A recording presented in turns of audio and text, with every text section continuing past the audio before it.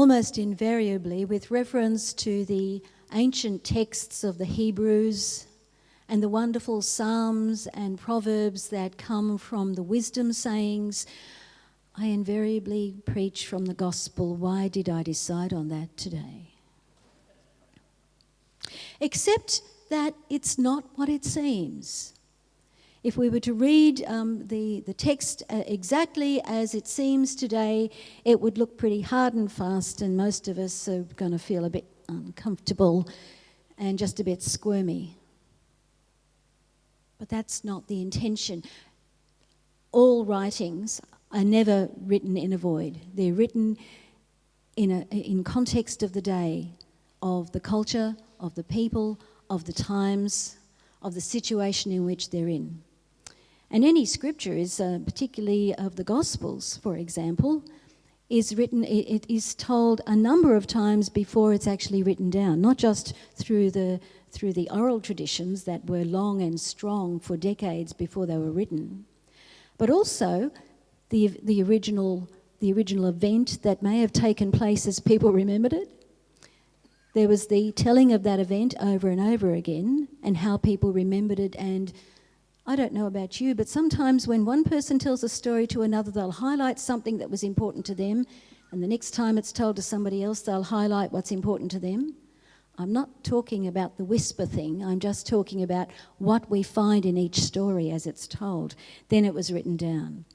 Within the context of a community in which Matthew was placed, and he was talking to people who were Jewish converts to Christianity, trying to hold on all that was real and good for them, the law, the way, the Torah, and also what was happening for them now as a new Christian community of faith in a time of persecution after the fall of the temple, when everything looked pretty bleak.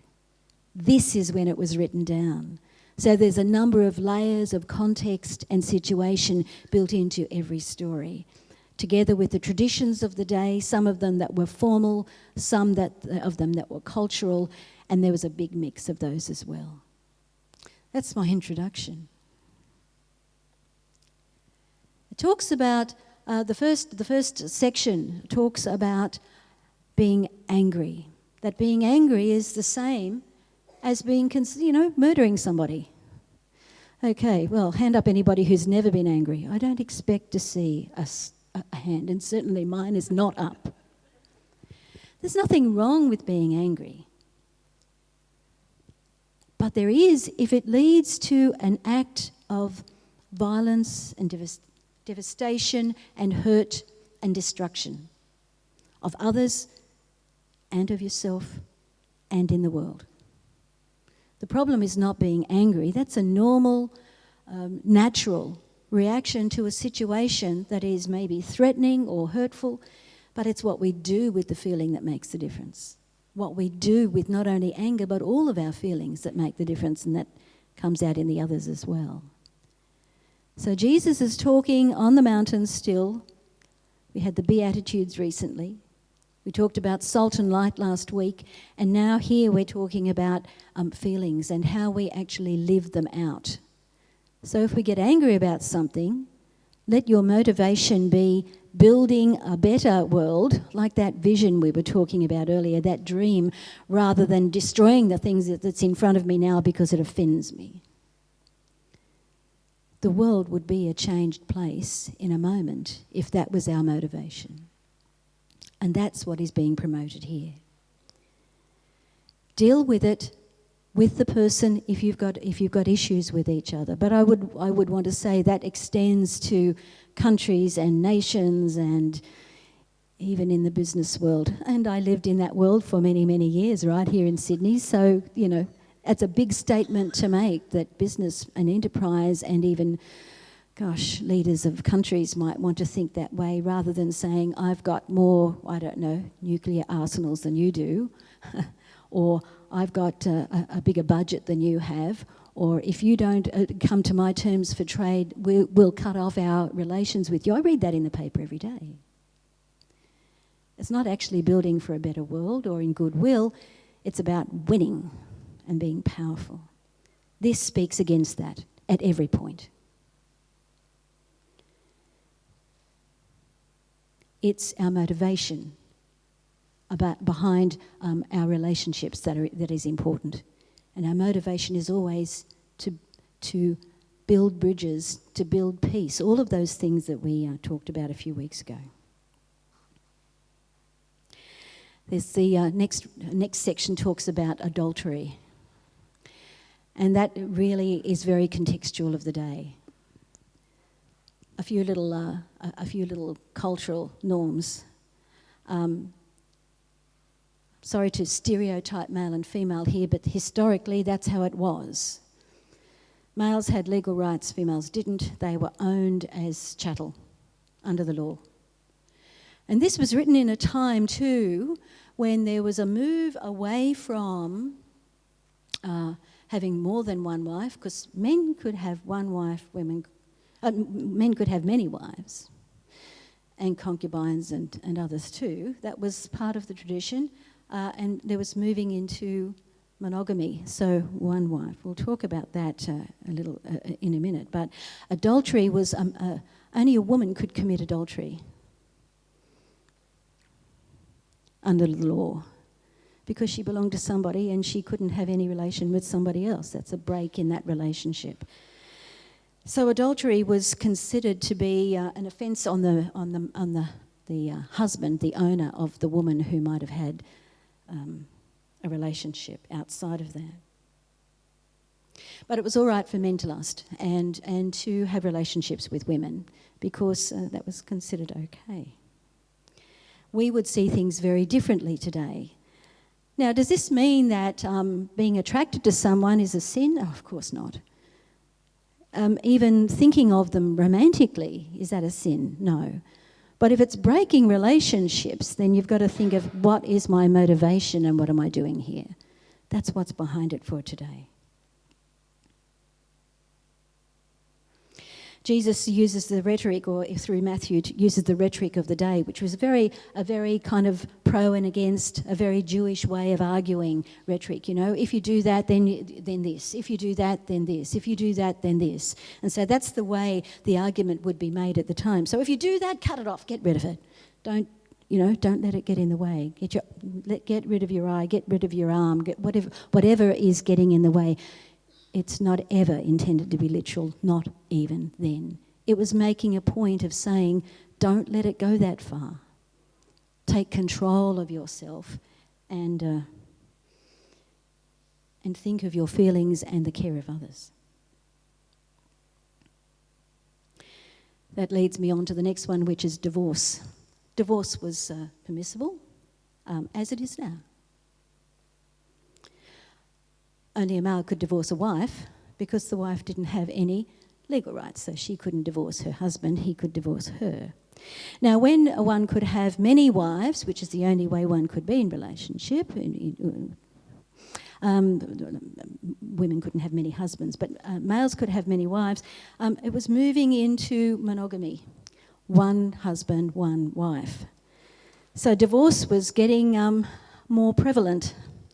In the past, if you got tired of one of your wives, you just got another one and added to the number. Now that monogamy was coming in, you had to divorce the one you got tired of before you could get the next one. So the talking about divorce is actually very contextual for the day. Whoever divorces, let them give her a certificate of divorce. But I say that anyone who divorces his wife, except on the grounds of unchastity, I'll talk about that in a minute, not in great detail, causes her to commit adultery, and whoever marries a divorced woman commits adultery. The original text talks about things like grounds of unchastity. There is already a break in the relationship, and it was seen to have been proven by the fact that there was now a new relationship in place. I want to take a little step back too from that. If a woman, as a woman grew in those days and was usually betrothed to a male, so didn't necessarily choose who they married, it wasn't necessarily for love, it's understood that love would grow, and that is certainly possible. So a female was the property of her father until she married, and then she was the property of her husband. Now, if she was divorced and there was no one else in her life, she was out on the streets. Or she may go back to her father, who may accept her back. It's not a good future. So if there is a new relationship, there may be a new future for her. That's just another little aside on some of these, how things worked. Women also weren't to own property or have businesses or have an income of their own except through the males. It's nice to know times have changed, and we're all trying to get on an equal footing these days, at least in the law. We have a long way to go in our relationships though, don't we? And today, we're not talking about just male and female, we're talking about all relationships, all partnerships, and all people in loving, respectful adult relationships. Show respect for one another. Don't just discard them because you're getting tired, maybe work on it. Or, if there is an end to the relationship, do it with care.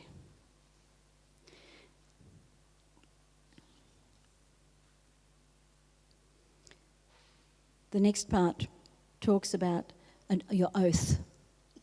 I can remember hearing some people saying, "Oh, well, if God lets me do that, or by the will of God, or whatever," and that obviously is a term that was used in the day. But Jesus is saying, just let your yes be yes and your no be your no. Don't leave it on somebody else's shoulders to take the responsibility of your decisions. Be an adult. You're free enough to do that. Be an adult. And if you say you're going to do something, your yes is enough. And if you say you're not going to do something, your no should be enough. You shouldn't have to have some other undergirding permission to do that. That would have been very freeing for some people, because in this same community there may have been in the day slaves, and certainly there were women. And could they make an oath on their own when they were not a legal entity? It's giving everybody the opportunity to be a human being. Very hard texts to work through sometimes, and if we look at them literally, which is never a wise thing to do, always looking at them in context, and always in context of what will this be saying for us today. God had a dream for all people to live in freedom. And the first reading today was about that exact, the giving of the way, or the giving of the law, the way people could be, now that they were out of Egypt and freed from slavery, how to live as whole, free human beings. And the laws were there to help them find their way in that and not fall into slavery again. Not be owned by other people or other peoples. And the living out of the law that's talked of in Matthew is those same ways of living being drawn for today. How do we live in ways that are going to be life-giving, not only to us but to all people? It comes back to the vision and our motivations in our relationships, not only individually but corporately and beyond. The beauty of the gospel is that even when we get ourselves caught up in some of this, and we all do sometimes, then there is always a new beginning. There is always a resurrection story. There is always an opportunity for a new start. And we've already named that, and we call it forgiveness and reconciliation, and we have a new start every moment of every day. We don't have to wait for Sunday, but sometimes it helps to have those opportunities publicly to do that. So I offer you these readings as insights into the culture of the day, but ones that need to be interpreted for today and for the people of today. And the motivating factor behind all of them is our feelings and our attitudes. If our feelings and attitudes are to constantly build and rebuild and heal and have goodwill, then the world and we will be a much more healthy people. God bless you in your journey.